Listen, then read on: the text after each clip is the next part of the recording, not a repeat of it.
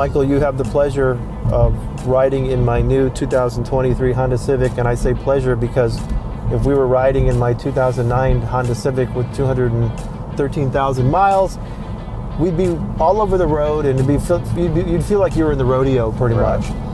So not as nice of an experience. Huh? No. So I went from basically no technology to Honda Sense technology, which is a whole suite of advanced driver assistance systems, collision mitigation, all that kind of stuff, adaptive cruise control. And like a lane keep assist, probably. Lane keep assist. Yeah. I'm disappointed. I don't have blind spot monitoring. It was in a higher trim level, but that's okay. But so I kind of wanted to ask you, with these new cars rolling off assembly lines today are computers on wheels, basically. Yeah. And I wanted to ask you how your shop has prepared to repair these vehicles. So not only, fixing dents and painting, but now recalibrating these cameras and doing a pre-scan and a post-scan, and basically not just putting together a repair blueprint anymore, but also an electronics blueprint. How is your shop doing that? So we've kind of approached it several different ways. I think first and foremost, the training.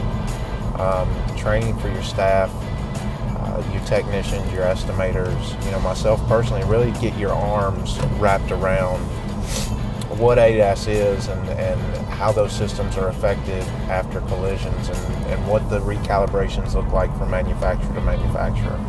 And then equipment is, another really crucial aspect. So taking the training, learning about the process and the equipment that are going to be utilized, and then creating an environment where your shop has the space and the equipment necessary to do those calibrations. So we've kind of taken the approach, we've used remote diagnostic providers. There's a couple prominent ones in the industry at this point. And we've also purchased scan tools and software for some of the manufacturers that we're certified for, where we're seeing those vehicles on a really consistent basis, and they make up a big part of our work mix. And so I would say at this point we're probably doing about 90% or greater of the calibrations and scans in-house. And we're actually in the process, kind of just have started planning. We're going to build an additional facility just to dedicate to, calibrations and alignments and things like that. So I think our business model has been one where we look for opportunities to do as much within our facility as we can. We really want to own that vehicle from start to finish, and not be reliant on outside parties and outside vendors and things like that if it's something within our control. And I'm sure that's for purposes of cycle time and quality and doing the job like you guys would do, right? I think, first and foremost, the quality is the biggest factor in that. It allows us to maintain control of the vehicle and ultimately the product that we're putting back in the customer's hands. So that was kind of first and foremost, and then second is cycle time, because it's harder and harder to get into a dealer in a timely manner. With the work environment and labor market that there is today. They're having staffing problems as well. So that can certainly be a challenge, and it's just it's come from in the past of having some negative experiences where dealerships haven't done things the right way or the way the manufacturer has outlined in the repair manuals, and us having to kind of go back and figure that out. So I would say first and foremost it's really for quality control measures above all else. You talked about doing 90% of the calibration and scanning in-house and training your people, but we're hearing that things are changing so rapidly that sometimes your training and your tools are out of date like the next week. Like, how are you it's got to drive you nuts. How are you keeping up to date with these sometimes daily changes in vehicle manufacturer procedures and tooling and things like that? So having the relationships we do on the level that we have with the manufacturers and being certified, I think that gives us access, at a level that most shops probably wouldn't have.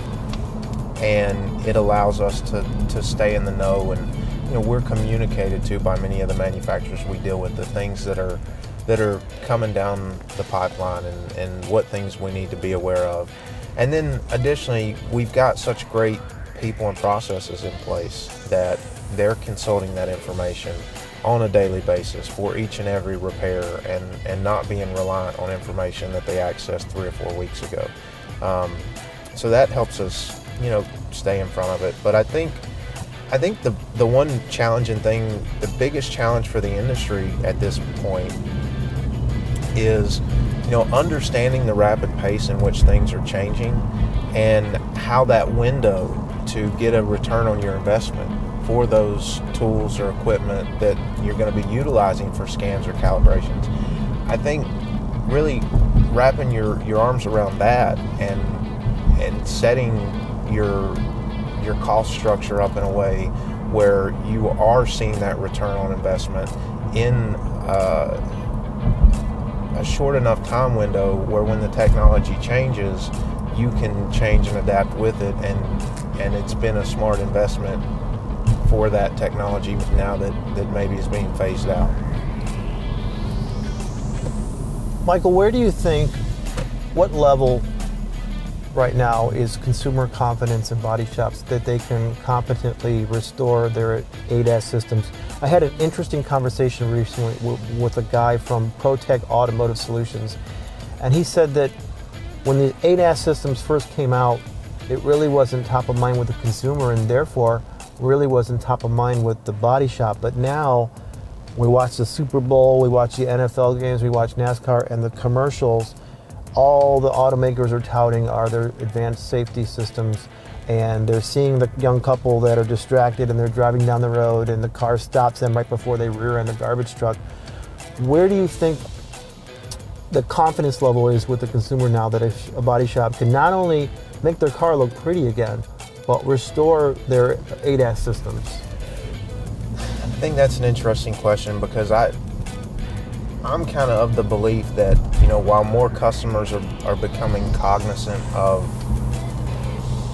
those systems and maybe some of the recalibration requirements, I think at large customers are not aware of the processes that have to be followed, or the fact that those systems, while still functioning after they've had that accident, maybe they're still driving the car, they don't understand that based on the type of repair, those systems are going to need to be recalibrated. So I think it's a real struggle, both on a consumer side and even on an industry side. I think we're still struggling as an industry to scan pre and post scan vehicles. If you look at CCC's latest trends report, nearly 100% of vehicle repairs today require pre and post scans, and the percentage of estimates that CCC are seeing with those things on them are significantly less than that, right? And so, that concerns me, because if we're not pre and post scanning vehicles as an industry,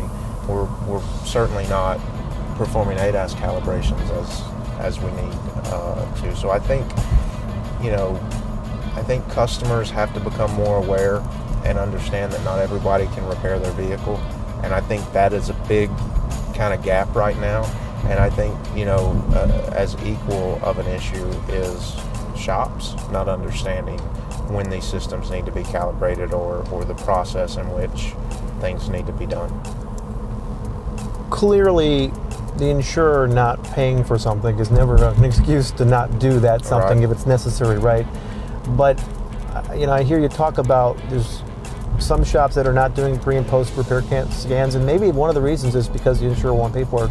But how do you handle a situation like that where you are getting some static from insurers on paying for a calibration, whether a scan is necessary or even a calibration is necessary. They may argue with you on that. Of course, that's kind of ludicrous because you're the repair expert, but how do you handle a situation where you're getting friction from an insurer on those procedures?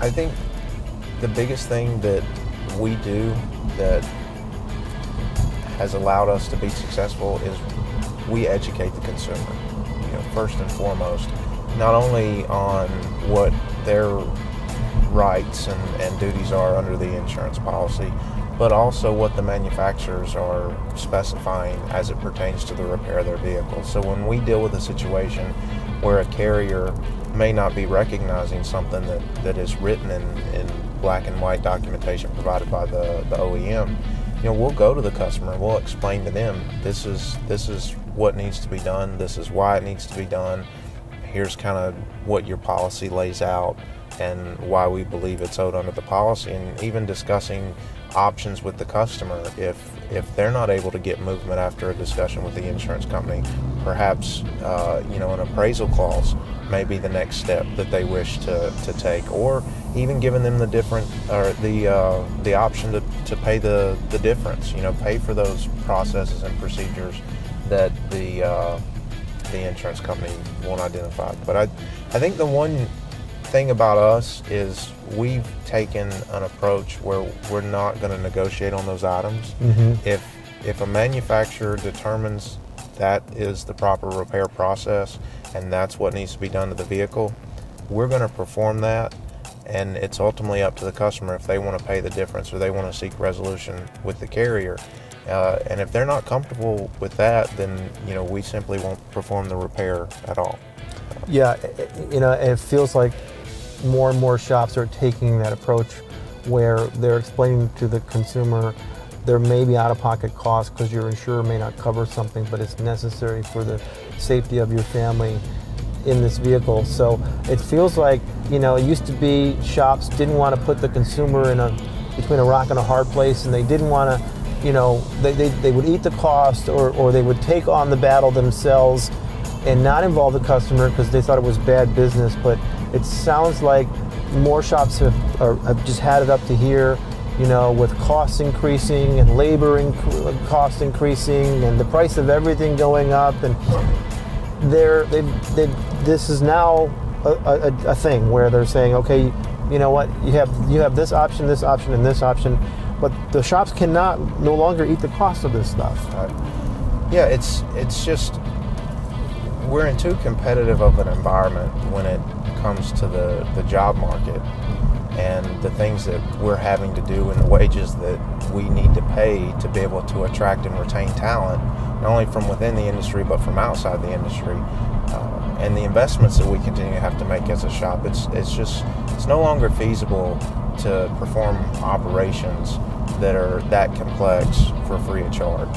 And to your point, more shops taking time to educate the customer, I think that's a reflection of more shops becoming educated themselves. Mm-hmm. Right? Like, I truly believe that a lot of the times shops were afraid to pull customers into those situations because the shops really didn't know how to articulate to the customer what the issues were or what mechanisms were available for the customer to seek resolution. And so as the knowledge level in the industry grows and there's more shops becoming educated that are able to really articulate in a concise manner to the customer, I think you now see more shops spending that time with the customer and ensuring that they're educated.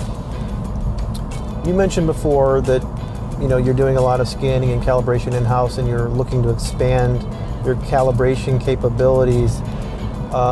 Do you envision someday, there's people in the industry that are saying this vehicle technology is one of the biggest business opportunities the collision repair industry's ever seen. Do you envision someday of opening a standalone calibration center or 2 or 3 or a chain of them where you're not only doing the calibration for your vehicles in your shop, but you're doing it for your local market area?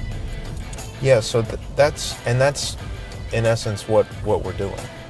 This new facility that we're opening up, not only is that going to handle our calibrations, but we're going to have availability to handle outside calibrations as well. So yeah, I think that's a great opportunity within the industry, because in my experience, most of the dealerships still at this point, A, don't have the space, and B, are still really lacking when it comes to the knowledge level of performing these calibrations and understanding that simply hooking up a scan tool and there being no codes present is not a replacement for a required calibration. What's it been like for collision technicians who are very good working with their hands, they're very good with working with metal and paint, to all of a sudden have to be a computer whiz, an electronics guru, you know? It's got to be a tough transition, right? So I think we're a little unique in that we really focus on specialization within our shop. So a technician that is really focused on ADAS calibrations and things of that nature, that's really what they're doing. They're not doing the traditional collision tech type work where they're taking vehicles apart or doing metal work or things like that. So I think that's allowed us to really become more efficient with those items, in the fact that we've kind of segmented and specialized within our shops. So specific techs are really honing their skills on a couple key things, and they do that with such repetition that they're able to learn and grow and become better at that at a far greater rate than the person that's maybe doing it once a week. Right, and you bring up a good point. Repetition is so key. No matter if it's plastic repair or calibrations or whatever, someone has to do something a lot to get very proficient at it. Yeah, and again, that's one of the reasons why we've really tried to segment within our facility how things are handled, and even down to vehicle brands, right? So if we have certain technicians maybe that are body techs, they focus on a couple essential brands, and that way they gain that familiarity, they gain that efficiency, they gain that understanding, and their knowledge level just grows exponentially because they're working on defined vehicle makes that are happening over and over again, week over week over week. Michael, there's always been a great amount of liability in this business, and I think some shop owners are reevaluating whether they want to continue forward in the business because the liability is growing exponentially, right? With these computers on wheels and these ADAS safety systems. How are you, and I assume what part of your answer is going to be, well, the quality of the repair that you're doing by the book, by the OEM, and the documentation of that is part of the way you protect yourself. But how do you handle this increasing liability that's happening in the industry with these really sophisticated vehicles coming out?